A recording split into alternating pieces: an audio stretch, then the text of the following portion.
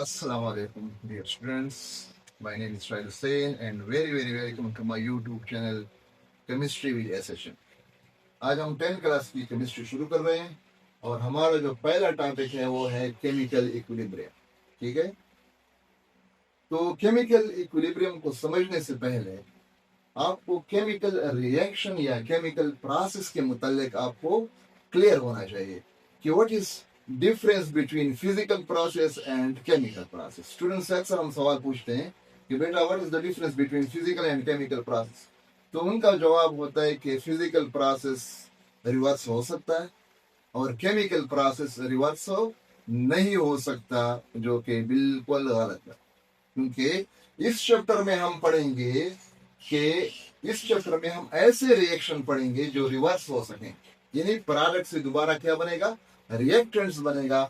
तो इनकी जो एग्जैक्ट डिफिनेशन है केमिकल प्रोसेस की वो ये है कि जब रिएक्टेंट्स आपस में मिलते हैं, रिएक्टेंट्स, और वो एक ऐसी चीज बनाए जिनकी प्रॉपर्टीज टोटली डिफरेंट होती है, ठीक है, जिनसे वो बनाओ। For example carbon dioxide carbon और ऑक्सीजन के मिलने से बना है, ठीक है। अब कार्बन की प्रॉपर्टीज क्या है, जलने की प्रॉपर्टी है, और ऑक्सीजन की प्रॉपर्टी क्या है, वो जलाता है।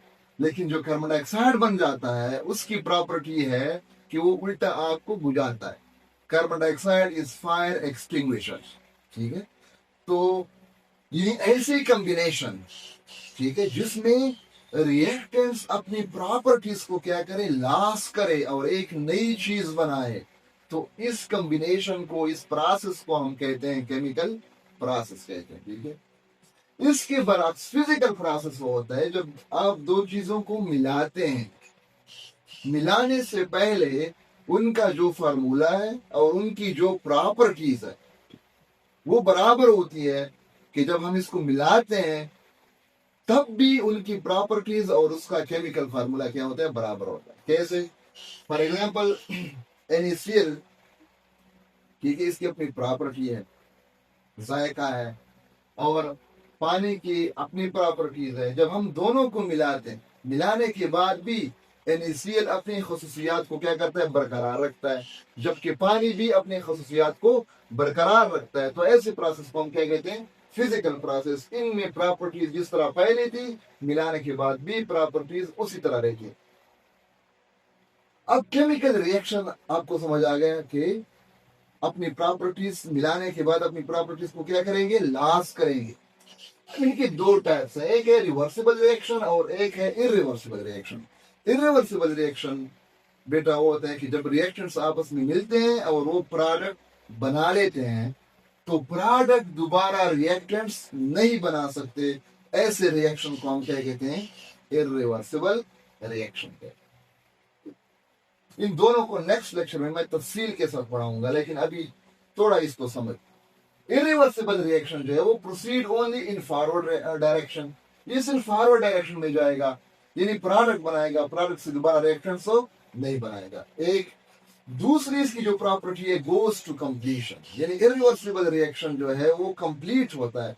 बेटा कंप्लीट, बाय कंप्लीशन से हम क्या मुराद लेते हैं, कंप्लीशन से मुराद ये है कि जब रिएक्टेंट्स प्रोडक्ट बना लेते हैं और 100% रिएक्टेंट जब प्रोडक्ट में कन्वर्ट हो जाता है, तो हम कहते हैं कि रिएक्शन क्या हो गया, कंप्लीट हो गया। फॉर एग्जांपल मैं इस मार्कर को जला रहा हूँ, ठीक है, जला रहा हूँ, इससे जो प्रोडक्ट बनेगा, एशेस बनेंगे, राख, कार्बन डाइऑक्साइड गैस, कुछ और गैसेस भी बनेंगे। तो ये मुझे नजर आएगा कि रिएक्टेंट जो पेन है, मार्कर है, वो ऐसा ऐसा कम हो रहा है, और एक वक्त आ जाएगा कि सारा जो मार्कर है वो जल जाएगा और उससे एशेस और गैसेस बन जाएंगे। तो पीछे रिएक्टेंट्स कोई नहीं बचेंगे। जब सारा का सारा रिएक्टेंट्स प्रोडक्ट में कन्वर्ट हो जाता है, तो उसके लिए हम एक टर्म यूज करते हैं, एक सेंटेंस यूज करते हैं कि this reaction goes to completion, ये कंप्लीट हो जाते हैं। इसके बरक्स रिवर्सिबल रिएक्शन क्या होते हैं, इस तरह होता है कि जब रिएक्टेंट्स आपके पास क्या बनाते हैं, प्रोडक्ट बना लेते हैं, लेकिन प्रोडक्ट में ये सलाहियत मौजूद होती है कि वो दोबारा इसको क्या बना ले, रिएक्टेंट्स बना ले। तो ये आगे भी जाता है और प्रोडक्ट्स दोबारा रिएक्टेंट्स भी बना लेते हैं। तो आप लोगों की जो कंफ्यूजन है कि केमिकल रिएक्शन रिवर्स नहीं हो सकता, तो यहाँ पर देखें इस चैप्टर में आप और भी एग्जांपल पढ़ेंगे कि प्रोडक्ट दोबारा क्या बनाएगा, रिएक्शंस बनाएगा। इनकी कुछ प्रॉपर्टीज बेटा ये है कि ये बाई डायरेक्शनल है, आगे भी जा रहा है फॉरवर्ड और बैकवर्ड डायरेक्शन में भी जा रहा है, तो ये बाई डायरेक्शनल है। यहां पर ये यूनि डायरेक्शनल है, they proceed only in forward direction, और ये never goes to completion. Completion कब होगा, जब सारा का सारा रिएक्टेंट्स किस में कन्वर्ट हो जाए, प्रोडक्ट में कन्वर्ट हो जाए। लेकिन यहाँ पर प्रोडक्ट्स दोबारा क्या बनाते हैं, रिएक्टेंट्स बना लेते हैं, तो हम ये नहीं कह सकते कि हमारा जो 100% रिएक्शंस है वो प्रोडक्ट में कन्वर्ट हो गया। So they never goes to completion. अब जो केमिकल इक्विलिब्रियम जो आपका चैप्टर है, चैप्टर का जो नाम है केमिकल इक्विलिब्रियम, इससे क्या मुराद है, जब आप रिवर्सिबल रिएक्शन लेते हैं, ठीक है, तो रिएक्शंस क्या बना लेते हैं, प्रोडक्ट बनाते हैं, और प्रोडक्ट क्या बनाते हैं, रिएक्शंस बनाते हैं। एक इसको तफसीलन स्टेप बाय स्टेप मैं नेक्स्ट लेक्चर में पढ़ाऊंगा कि ये जो केमिकल इक्विलिब्रियम का मैंने यहाँ पर डेफिनेशन लिखवाई है, ये डायरेक्ट इस तरह नहीं आता, ये स्टेप बाय स्टेप आता है। लेकिन आज हम इंट्रोडक्शन करते हैं। केमिकल इक्विलिब्रियम की डेफिनेशन क्या है, state of reversible reaction in which the rate of forward reaction become equal to the rate of reverse direction. इस स्टेट को हम क्या कहते हैं, केमिकल इक्विलिब्रियम। क्या मतलब है कि जब आपके पास रिएक्टेंट्स फर्स्ट कर एक सेकंड में एक मॉलिक्यूल प्रोडक्ट्स बना रहा है, एक सेकंड में एक मॉलिक्यूल बना रहा है, और उसी एक सेकंड में एक मॉलिक्यूल प्रोडक्ट क्या बना रहा है, रिएक्टेंट्स बना रहा है। तो इसको हम कहते हैं रेट, फॉरवर्ड रेट, यानी रिएक्टेंट्स। मैं इसको सिंपल यहां पर लिखता हूं, ये आपके पास रिएक्टेंट्स है, ठीक है, कोई भी रिएक्टेंट्स है, ये क्या बना रहा है, प्रोडक्ट बना रहा है, और प्रोडक्ट क्या बनाएगा, दोबारा रिएक्टेंट्स बनाएगा। अब ये फर्स्ट कर एक सेकंड में 10 मॉलिक्यूल, कितने, फर्स्ट करें 10 मॉलिक्यूल्स पर सेकंड आगे जा रहे हैं, 10 मॉलिक्यूल्स ऑफ रिएक्टेंट्स कन्वर्ट हो रहे हैं किसमें, प्रोडक्ट में, एक सेकंड में, ठीक है। और अगर एक सेकंड में, यानी उसी एक सेकंड में 10 मॉलिक्यूल्स प्रोडक्ट्स किस में कन्वर्ट हो, रिएक्टेंट्स में कन्वर्ट हो, तो ये यहां पर ये फॉरवर्ड रेट हो गया। फॉरवर्ड रेट से क्या मुराद है कि रिएक्टेंट्स कन्वर्ट हो रहे हैं प्रोडक्ट में पर सेकंड। बैकवर्ड रेट क्या हो रहा है, वो भी क्या है, 10 मॉलिक्यूल प्रोडक्ट्स कन्वर्ट हो रहे हैं किसमें, एक सेकंड में। तो यहां पर आप देखें दोनों रेट्स क्या हो जाते हैं, बराबर हो जाते हैं। तफसीलन इसको हम नेक्स्ट लेक्चर में पढ़ेंगे कि ये रेट्स किस तरह बराबर होते हैं। डायरेक्टली ये बराबर नहीं होते, शुरू में फॉरवर्ड रेट ज्यादा होता है, रिवर्स रेट बिल्कुल जीरो होता है या मिनिमम होता है। लेकिन आज शॉर्ट इंट्रो क्लास हम ले रहे हैं, तो ये फॉरवर्ड रेट बेटा कितना है, 10 मॉलिक्यूल पर सेकेंड, बैकवर्ड रेट कितना है, 10 मॉलिक्यूल पर सेकेंड। तो दोनों रेट क्या हो गए, बराबर हो गए। तो रिवर्सिबल रिएक्शन में जब ऐसी कंडीशन आ जाए कि फॉरवर्ड रेट और रिवर्स रेट दोनों जब बराबर हो जाए, उस कंडीशन को हम कहते हैं केमिकल इक्विलिब्रियम कहते हैं। अब यहाँ पर आपने दो चीजें नोट करनी है, इंतहाई इंपॉर्टेंट है, जो आप सेकेंड ईयर के बाद मेडिकल टेस्ट या इंजीनियरिंग टेस्ट देंगे, कम्पिटिटिव एग्जाम में आप बैठेंगे, तो वहां पर अक्सर ये पूछते हैं। फर्स्ट करें यहाँ पर रिएक्टेंट्स आपके पास इतना है, लेट्स सपोज ये आपके पास क्या है, रिएक्टेंट्स, और ये आपके पास लेट्स सपोज प्रोडक्ट। अब इन रिएक्टेंट्स से 10 मॉलिक्यूल आगे गए एक सेकंड में, तो ये रिएक्टेंट्स कम हो जाएगा, ठीक है। लेकिन उसी एक सेकंड में 10 मॉलिक्यूल प्रोडक्ट्स के दोबारा किस में आ रहे हैं, रिएक्टेंट्स में आ रहे हैं। तो लेट्स सपोज ये 20 ग्राम है, कितना है, 20 ग्राम है। तो 20 ग्राम से अगर 10 मॉलिक्यूल आगे जा रहे हैं, या 10 मॉलिक्यूल फर्ज करें हम 1 ग्राम का, समझाने के लिए, समझने के लिए, 20 ग्राम से 1 ग्राम आगे जा रहा है। लेकिन इक्विलिब्रियम क्या होता है, जितना आगे जाएगा उतना पीछे भी आएगा। तो 1 ग्राम आगे जा रहा है और 1 ग्राम प्रोडक्ट्स क्या बना रहे हैं, दोबारा रिएक्टेंट्स बना रहे हैं। तो आप यहाँ पर देखें कि 20 ग्राम से 1 ग्राम तो चला गया, लेकिन 1 ग्राम दोबारा आ गया, तो ये 20 ग्राम ही रहेगा, इसमें कोई तब्दीली नहीं आएगी। इसी तरह प्रोडक्ट, लेट्स सपोज यहाँ पर 10 ग्राम है, ये क्या है, ये जो मैंने यहाँ पर प्रोडक्ट लिखा है कितना है, 10 ग्राम है। तो 10 ग्राम में जब 1 ग्राम रिएक्टेंस आएगा तो ये 11 ग्राम हो जाएगा, लेकिन उसी 1 सेकंड में 1 ग्राम क्या हो रहा है, दोबारा पीछे रिएक्शंस की तरफ जा रहा है, तो ये 10 ग्राम ही रहेगा, इसमें कोई तब्दीली नहीं आएगी। और आप लोगों को एक चीज आपने मैथ्स में पढ़ी है कि जब किसी चीज की कीमत में तब्दीली ना आए, ऐसी चीज को हम कहते हैं कांस्टेंट।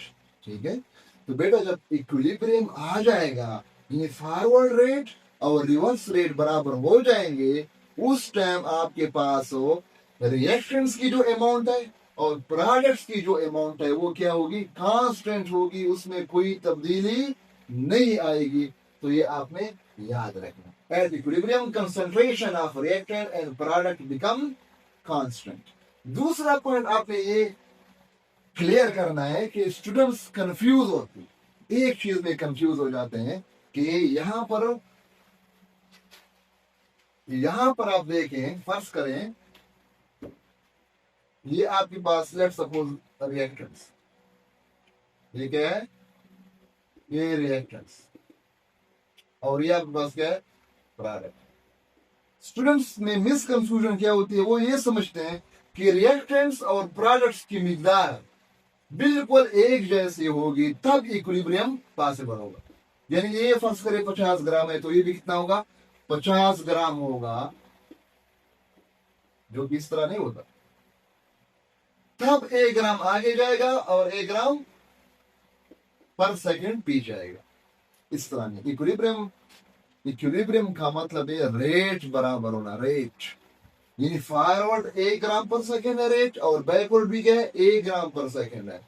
इससे हमारा कोई ताल्लुक नहीं है कि रिएक्टेंट्स की तादाद कितनी है, प्रोडक्ट्स की तादाद कितनी है, ये दोनों बराबर हैं या बराबर नहीं है। जस्ट रेट बराबर होगा तब हमारे पास क्या होगा, केमिकल इक्विलिब्रियम आएगा। तो स्टूडेंट्स यहां पर ये आपने क्लियर करना है कि concentration of reactant and products, equilibrium के ऊपर रिएक्टेंट्स और प्रोडक्ट्स की तादाद इक्वल भी हो सकती है। ठीक है, यहां पर मैंने 3 केसेस लिखे। केस 1, रिएक्टेंट ज्यादा है और प्रोडक्ट्स क्या है, कम है, लेकिन एक मॉलिक्यूल आगे जा रहा है 1 ग्राम पर सेकेंड, समझने के लिए हम इसको इस तरह लिखते हैं, 1 ग्राम आगे जा रहा है और 1 ग्राम पीछे आ रहा है।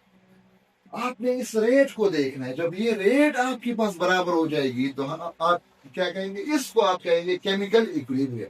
ठीक है, यहां पर आपने नहीं देखना ये कम है, ज्यादा है, बराबर है, जितना भी है, आपने सिर्फ इन रेट्स को देखना है।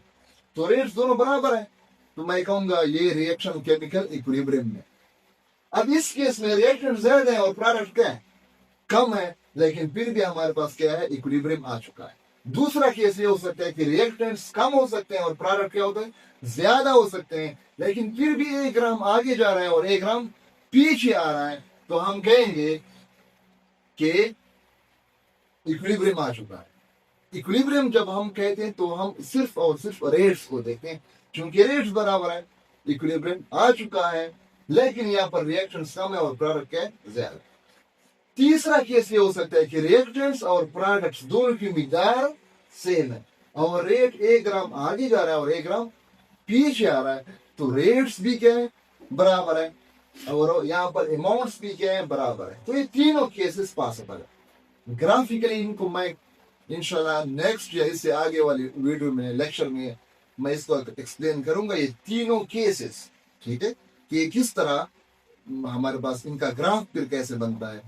और एक चीज ये भी है कि ये जो इक्विलिब्रियम आता है, जो मैंने यहाँ पर शॉर्टकट बताया हुआ है कि फॉरवर्ड रेट और रिवर्स रेट क्या हो गया, बराबर जब हो जाता है तो इक्विलिब्रियम आ जाता।